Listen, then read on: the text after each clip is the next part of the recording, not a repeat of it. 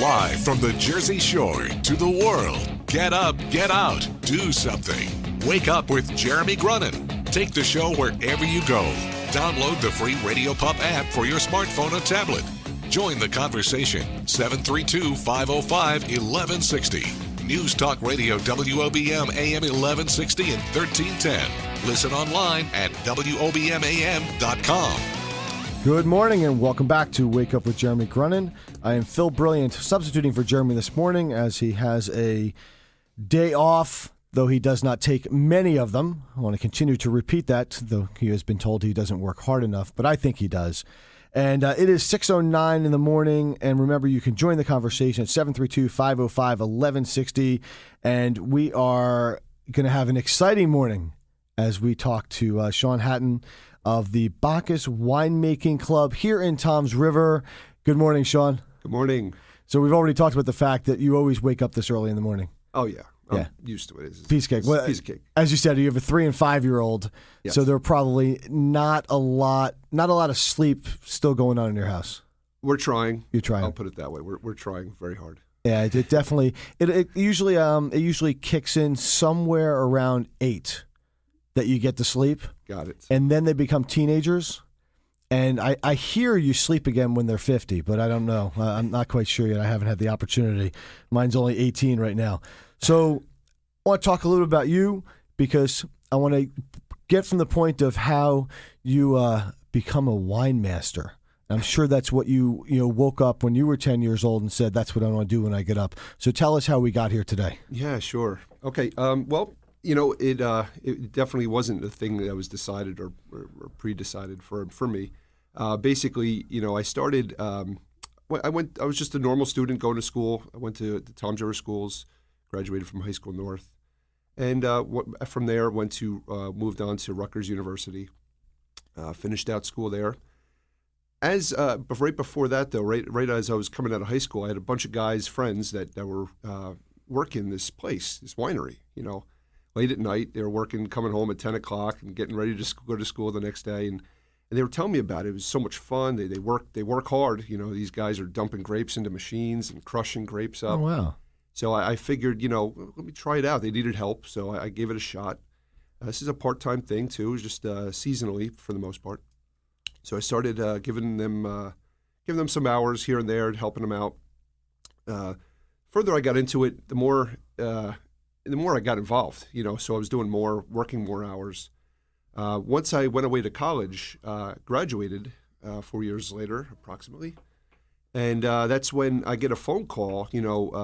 Went to school for nothing of the sort of wine, by the way. What did you go to school for? I went for psychology originally. As I was going through school, I kind of got a little bit out of that. I wasn't as much into it, and started going into more business background. So. But I did get my degree, graduated. My eventual plan was to go back to school, to go for further education. And once I graduated, though, my phone rang from Dominic, the previous owner of Bacchus Winemaking in Toms River. In fact, so I got a phone call. I'm moving to California. I'm going to need some help running the business here. Would you be interested in getting more involved? And I had nothing else at the time, and anybody that gets a job offer right out of college is going to be eager to take it. Definitely. So that's basically how that fell in my lap. And what's interesting is it's a very intriguing business. You meet a lot of people. It's a very social atmosphere. It's not a winery where you're making wine behind closed doors for people and just leave at 5 o'clock. This is something where you're dealing with people every day, and it's fun, So the psychology degree has actually come in handy. That's my point. Yep, it has. The psychology of the grape through to the wine. Yep, all the way through. So it's interesting. I will tell you, I'm also a Rutgers grad, probably a few years before you. That I don't think I knew what wine was in college. I grew up outside of New Brunswick in Somerset County. I mean, there were other beverages that we drank in college, but never wine. Right. So I guess growing up, was wine a prevalent part of family, like social events and things? I mean, I will tell you, my mom was never alcohol in our house. I never had anything. That's probably why I maybe went a little overboard in college. But it's interesting. So you kind of said that your friends were doing wine, and you kind of walked into that. Yeah, that's interesting. That's the truth. Wine was not an everyday part of our lives. It was a social thing once in a while, but I mean, it wasn't something where I grew up saying, I have to be involved or learn more about this. But it was more, I was a typical college beer drinker, so red, white, and blue. Exactly. But it all changed as I started getting more involved. Right. My taste for beer has almost gone out the window. I mean, not necessarily, but wine has become much more of a focal point of what I appreciate and enjoy. So. Yeah, and you said the winery. So you're now one of the owners. Yep, we just changed ownership the last month and a half. And basically, we're very excited about it. We've got some really great things in place to expand the business, but also continue the tradition and expand upon the traditions that we're creating for families and businesses and whatnot. Because a big part of what we do is bring the community together outside of going to a restaurant, outside of renting, a hall. We are trying to be all-encompassing to where we offer services in a winery setting that can bring people together to where we can rent our facility out, make great wines. Yeah, and it's great. I've been there on several occasions. I've done some of the wine making, and I will be honest with you. At a younger age, I probably didn't drink as much wine as I might now, and probably should drink a little less. But no, that's. But it's one of those things, though. You're right. It brings people together, and I've been to those classes where I may have gone with one person and I met 20 more. Right. And the social atmosphere, and it's not about having a glass of wine; it's about making the glass of wine. Right. So let's talk about now. You are a wine master. Yeah, there's no definition for that, but I mean, I've been doing this. I started, now it's just about 18 years at this point.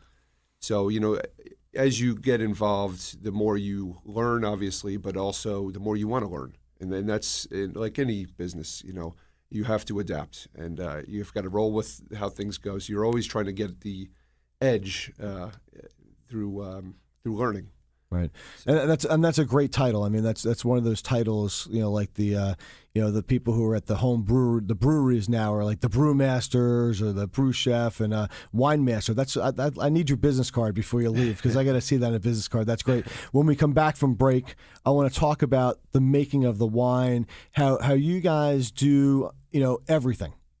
How the grapes and the aspect of the wine, right down to the people putting the personalized labels on the bottle. Remember, join the conversation, 732-505-1160. Back in a moment. Everything you need to know about the Jersey Shore. This is Wake Up with Jeremy Grunin. News Talk Radio, WOBM AM 1160 and 1310. Good morning and welcome back to Wake Up with Jeremy Grunin. It is 6:22, which means it's time for Kaylee to get up and get to school and make sure that her mom gets to work this morning, because if she doesn't, then I don't have a secretary in my office. But we are here this morning with Scott Hatton talking about the Bacchus Winemaking Club, and I always learn a lot of things when I have guests on, and so my goal this morning is to learn more about wine. So let's talk about the life of a grape. Sure. And how you make that, or the people who come to you can make that into that special bottle of wine. Great. What is the process it runs through? Okay. Interestingly enough, this is that season. Grape season is on our doorstep. Basically, we get grapes, fresh, high-quality grapes from California, hand-picked, loaded into baskets. So there's literally people out there right now for us hand-picking grapes, loading them into these 36-pound boxes and even these big 1,000-pound lugs, and they're filling these containers up for us, stacking them up on pallets. Once they get them filled up, they load them into refrigerated units and ship them across to us. But it all starts. The grape. Believe it or not, a grape life is actually struggle. The higher quality wines is a vine that struggles. It's a vine that has to dig deeper to find the water table, to reach its sugar potential. And once those sugars, a grape is basically picked by that sugar content. So, we've got higher sugar, lower sugar. What are you higher looking sugar is ideal, but I mean, when you talk high sugars, it's not like the grapes you buy in a supermarket. Right. Those are very actually low sugar. The grapes that we're talking, they measure them every day out there in the fields. Once they hit those marks that they need to be, you basically know what type of alcohol you're going to end up with as a finished wine, which really is a big tool for a winemaker to play with. So we basically are having these containers filled up, brought into these cold storage, and then shipped across the country for us. We've got several containers going to be hitting our way in the next month and a half. And then as they come in, we're coordinating with the customers to then come in. We call them, your grapes have arrived. Let's set up a schedule to come People and crush. pre-order grapes, or how does that work? Are they looking? They come to you and they say, okay, I want to make this type of wine, and I want to make 10 cases. I mean, is that how it works? Exactly how it works. We push for pre-orders, so we're telling people now to put their orders in. Okay. Tomorrow, in fact, we have a big sold-out event that we're having at Bacchus for that effect, to sign people up and also introduce the new owners and have a little fun. But that's basically how it works. We've been taking orders for a few months now for this season, and once those grapes arrive, we call them up and say, your grapes are here. Let's crush them up, and that's where my team of winemakers come into play. We all work with the customer hands-on, teaching them as they go, guaranteeing the product, and making sure that everybody leaves happy. So unlike walking into a liquor store where you're just picking out the label you want and the wine, you are making that wine from start to finish. Yeah. I've got several customers that actually bring me bottles that they love and drink regularly and say, let's make this. And I say, okay, we'll do our best. There's California is one big vineyard essentially. Right. So, there's many areas to choose for grapes. But they've got a leg up over a lot of other areas of the country and even the world. So, the quality is fantastic, almost unmatched, But basically my point is they bring a lot of bottles in and they show me, let's make this. And I then have to go and coordinate how to get those grapes. So basically look up the formula, see which grapes are going to work best to make that wine that they want. And so it is somewhat of a challenge. For you, it's like you're matching the puzzle. Yeah, because they also have expectations. Right. So I have to try to match that expectation. And, customers rarely leave disappointed, I'll put it that way. That's great. Of course, I have this picture in my head right now, and I'm assuming since you're in the wine business that you know this, the I Love Lucy episode, where they're in the buckets and they're smashing the grapes with their feet, and basically it ends up being a total mess. But of course, that's what I'm thinking in my head. And I know that that's probably not sanitary anymore, and probably not what's happening in the studio. But when we come back after the news, I want to talk a little bit more about Bacchus winemaking and upcoming events that you have. Please join the conversation. 732-505-1160. The news Back in a is moment. next, live from the WOBM newsroom, the Town Square, New Jersey News Network, and Fox News Radio. Wake up with Jeremy Grunin, News Talk Radio WOBM AM 1160 and 1310. Live from the Bob Levy Broadcast Center, overlooking the Toms River. It's time to get up, get out, do something. Wake up with Jeremy Grunin. Be a part of the show. 732-505-1160. News Talk Radio WOBM AM 1160 and 1310. Listen online at WOBMAM.com. Good morning and welcome back to Wake Up with Jeremy Grunin. It is Friday, September 9th. It is 6:35. It is hot and sticky outside, about 80 degrees with a high of 93 today. I believe it's going to be 95 tomorrow. So summer is back at the Jersey Shore. And we are talking to Shaun Hatton of the Bacchus Winemaking Club. And so there is, even though summer is back at the Jersey Shore, it is fall in the winemaking business. And it is time to get out there and start making wine. So I want to come to Bacchus School of Bacchus Winemaking. I still have the old name in my head. And how do I go about? I want to do a team building event. I want to bring people in. I want to make wine. What do I do? Okay. Best ways, really to get involved is to first come check it out. So what I would suggest is you can check us out on the website. It's www.bacchusnj.com.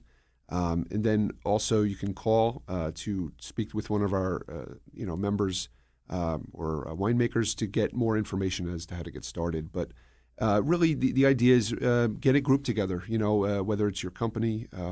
We do a lot of corporate team building companies that we deal with to come in and they make the wine from start to finish. And, for 3 sessions during the course of a year, it's just a great break out of the office.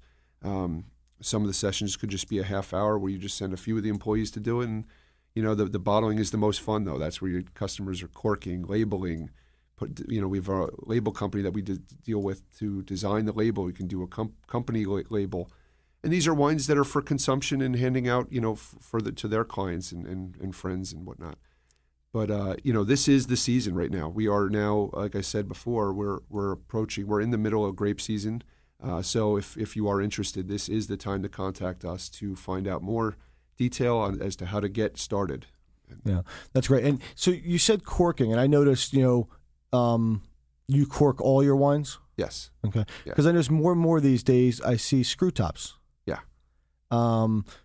Major difference?